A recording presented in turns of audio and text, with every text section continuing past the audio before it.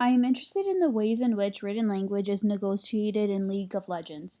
I will focus my research on North American forums and guilds. I intend to use the community of practice framework or theory, which focuses on what members do, the practice of activities that indicate that they belong to the group, and to the extent to which they belong. I will specifically be looking at language.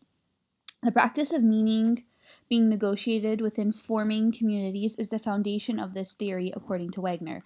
Wagner stipulates the three defining components of a COP as mutual engagement, a joint enterprise, and a shared repertoire.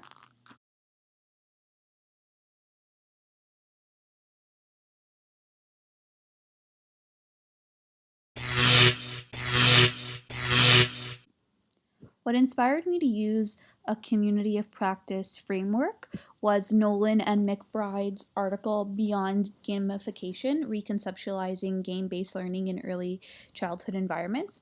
On page 604, citing Bogost from 2008, the article says video game play could be understood as a community of practice. This linked with another quote from page 602, which says, gaming cultures as affinity spaces where players locate their interests in personally meaningful and intrinsic semiotic domains really inspired me to look into how language was being negotiated in an online gaming community. My research questions for my adventure project are as follows. How are the rules in League of Legends being negotiated in relation to language, and who are creating these rules? I think these two quotes from Bogos' How to Do Things with Video Games article really pertain to what I'm trying to do. So on page 4, it says, suggested that we study the properties of a medium rather than the individual messages produced by the media. His point was that the things a medium does to a culture are more important than the content it conveys. The medium is the message, but the message is the message too. We ought to explore the relationships between the general properties of a medium and the particular situations in which it is used on page 5. This is what I'm doing in relation to language. My research aims to render the emic perspective of language learners and video games. It is directly related to my master's research, which also investigated the ways non native English speakers and native English speakers communicated via technology within a community of practice framework. Further, I will be working on a research project under the supervision of Dr. Sandra R. Schechter with international students from China and South Korea. My role will be to investigate how their uses and acquisition of language are influenced through League of Legends. This research is relevant because the number of international high school students enrolling within the Canadian high school system continues to increase annually. School boards consistently hold recruiting events that promote academic advantages of attending a Canadian high school, mainly because of the financial profit made from each international student. Approximately 2,000 international students enrolled within the Toronto District School Board in 2016, and traditionally, most have come from South Korea or China. The problem then remains, how do we teach these students? I would like to explore the potential of using new video games and one students already play. League of Legends is most dominantly played in South Korea and China, and these students continue to play once they arrive in Canada to learn English.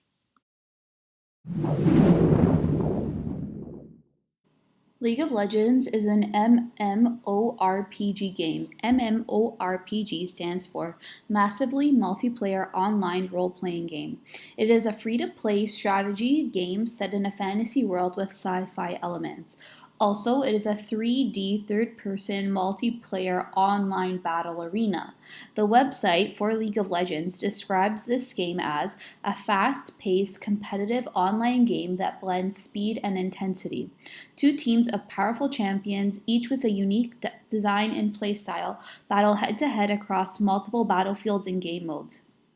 With an ever-expanding roster of champions, frequent updates, and a thriving tournament scene, League of Legends offers endless replayability for players of every skill level. An estimated 100 million people play League of Legends. It is considered to be South Korea's national sport, and championship games are streamed on various television and media platforms.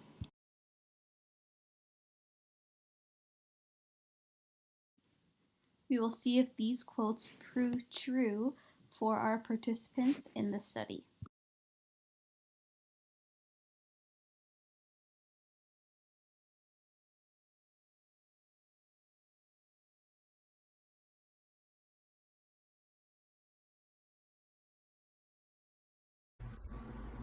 When I play League, I would always write because of my accent, but people would get mad if I was playing with my friend too and it was not English. I had to learn things quick in English, so it helped, but not really for sentences. Always only speak English when I type in League of Legends because people get angry if it is not in English. They cannot understand me and I cannot understand them, so I do not play until I learned English better.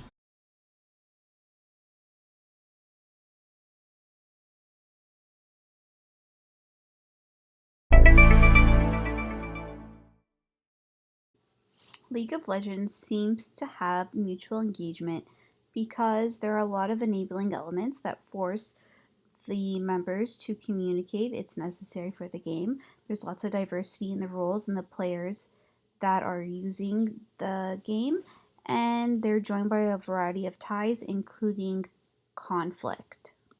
A joint enterprise refers to the common purpose that binds people together and provides a unifying goal for their actions. This is obvious through the game because everyone that plays wants to be successful in the game. There are common goals that are negotiated. There is a purpose for playing the game, and everyone is playing on a team and everyone has a role. Therefore, there is mutual accountability.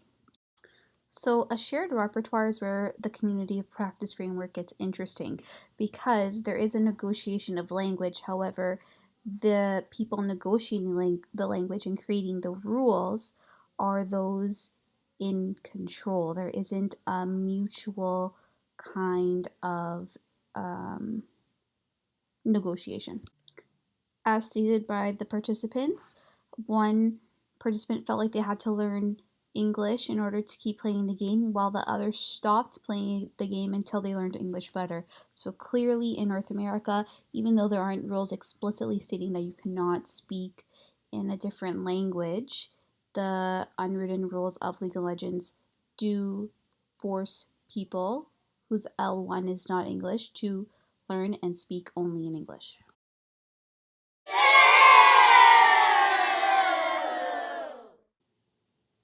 In this chat titled English Only in Chat, Please Read, the first person is asking the other chat members or other forum members if they hate when other people speak in a different language because then you don't understand what they're saying. The direct response to this is you speak what everybody is able to understand and communicate in. End of story. The attitude seems to be that people should only be communicating in one language. A similar thing is happening in this person's response. They write, even when they are asked repeatedly to speak English in chat, they simply don't respond and keep talking in their gibberish. This post goes on to talk about why you should be able to report these people and have them banned for not speaking in English. This senior member writes, if they refuse to communicate with the rest of the team, you can report them for refusing to communicate with the team. The thought behind this process is there is an option in the report menu, therefore it is punishable. This shows that the embedded rules within League of Legends does not support multilingual or multi-language communication. Rather, the rules allow for users to report other people for not speaking English within North American forums and guilds. Throughout the forum, many players encourage an explicit rule that states only English speaking is allowed and non-English speaking is punishable by banning. In forums where the language restrictions and being able to report someone for not talking English is discussed, many players seem to take this stance. Then don't play the game. If you don't like the rules, don't play the game. Rather than being open and willing to change the rules, these English speaking players in North America want to remain in control. They want to remain in an English only speaking game environment. In an interesting twist of events, these players use their position as English speaking players as a crutch. They talk about how English is discriminated against in Korea and therefore they should have the right to discriminate against other languages here on North American servers. In one post, the player writes, "P.S. You could look at the situation as if you were visiting America. Would you go to a restaurant in America with staff who are only required to speak in English with a solely English menu and order in a different language? The embedded rules and attitudes within the culture of this game do not seem to be conducive to language learning, or perhaps these strict rules do the opposite, force the non-native English speakers to learn English for the purpose of this game." Another person writes, "No one likes to feel excluded, but only with respect to English-speaking players when other players do not speak English. The reverse is not considered important." In Lotherington and Jensen's article, Teaching Multimodality and Digital Literacy in L2 Settings, New Literacies, New Basics, New Pedagogies, they write, Zhang et al. 2009 claimed that the embodied learning enabled by playing Quest Atlantis supported the L2 learners' real-world English language development by requiring them to coordinate in-moment actions using English. Then later they cite Cummings in 2006, who discussed the importance of supporting L2 learners' positive, self-affirming identity building to facilitate learning a new language. The learning here in League of Legends is neither embodied nor supporting identity building for non-native English speakers. The snapshots from the forums demonstrate how unwilling English North American players are to having L2 speakers communicate within their L1. Smith says we must take use of digitally connected tools to advance a critical oppositional politic for the purpose of securing justice for the oppressed. However, in practice, especially in League of Legends for this case, this is clearly not happening. In G's article, Are Video Games Good for Learning?, it states each member of the group must have specialist knowledge and also general common knowledge, including knowledge of the other members' functions. People specialize but also integrate and share. They organize around a primary affiliation to their common goals and use their cultural and social differences as strategic resources, not as barriers. I think the majority of this is true for League of Legends, except for the part where it gets to they use their cultural and social differences as strategic resources. This seems to be something that hinders the process of playing League of Legends rather than an integral part of it.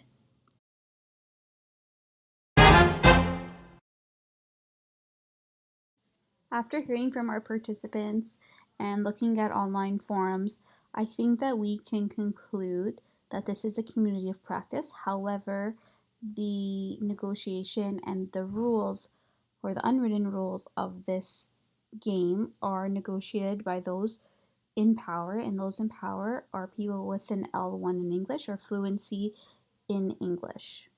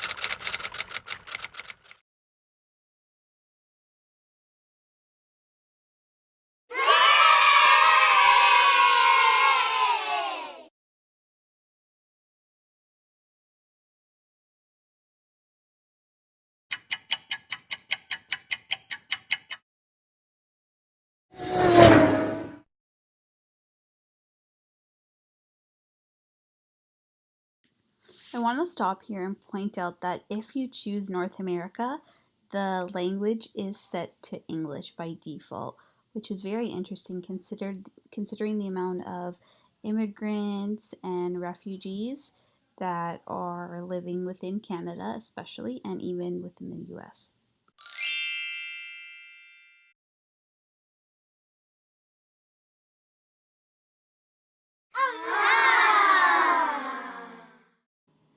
I found it nearly impossible to pass the tutorial stages of League of Legends because there was no direction. This is connected to the Beyond Gamification article's quote that says, "Play is unrestricted and games have rules," citing Opie and Opie. It seems that we need rules for video games, which would perhaps mean it is not play, or maybe a very specific kind of play. I think this relates to Bogost's How to Do Things with Video Game article, where it reads, "Technology neither saves us nor condemns us, it influences us." Page 2. The language influences us, the rules influence us. However, it does not ruin us. It is a game. We choose to play the game, and the perfect game cannot save us, and the worst video game will not ruin or harm us. If we look at G's article, Are Video Games Good for Learning?, there are some elements that he defines as features of games with high learning potential that could apply to League of Legends. So simulations of experience and preparations for action, not necessarily the game, but talking with people and negotiating a problem would be one. Another would be cross-functional teamwork. He goes on to talk about features of a good game, so motivation. There's clearly motivation to win because other people are relying on you. Competition because you're versing someone. It's an online battle arena game. There's collaboration because you're working with other members. You have strong identities in League of Legends because you have a role and that's what you stick with. I'd like to end this video with Luke's article, Digital Ethics Now. A quote from page 194 states, "The aim is to reframe digital ethics as part of a larger inclusive and decolonizing educational project that refuses to relegate diversity and difference." So I think that in order for League of Legends to improve and be more inclusive, a kind of digital ethics would be a great way to bring in and accept all the different kinds of languages. This may be wishful and idealistic, but I think it is important to think about and would overall make the game more fun and inclusive.